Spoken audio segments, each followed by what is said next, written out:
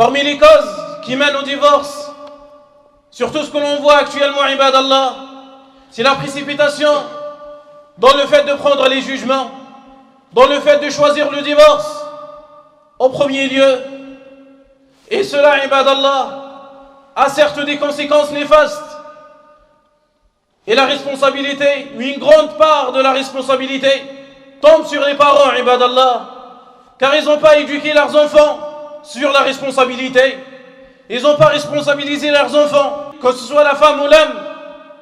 La femme, elle vivait chez son père, dans une tranquillité sublime. Elle n'était pas responsable. On ne lui a pas appris qu'est-ce qui l'attend dans le mariage. Qu'est-ce qui t'attend dans la vie de couple? Comment tu dois réagir face à ça ou ça? On ne l'a pas appris comment prendre soin de son mari. Et la même chose pour l'homme. Il vivait chez son père avec une tranquillité sublime. Il ne travaillait pas. Il ne se ressentait jamais qu'il est responsable.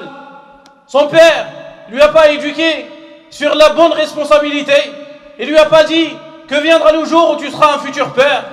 Comment tu dois réagir devant ta femme?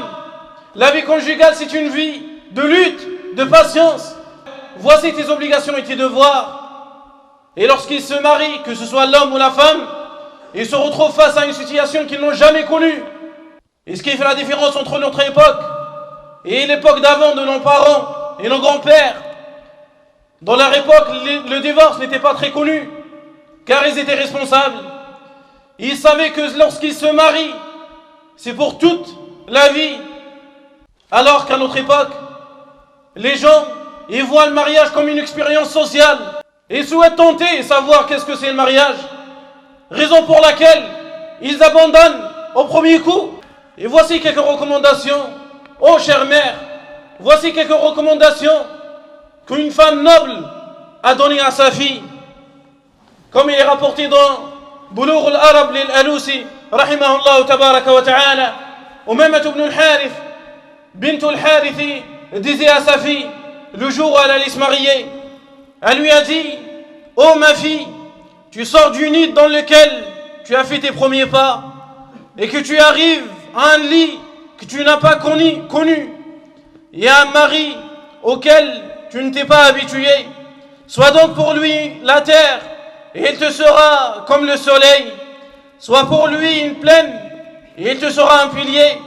Et sois pour lui une servante et il te sera un esclave. Ne l'importune pas, sinon il te détestera.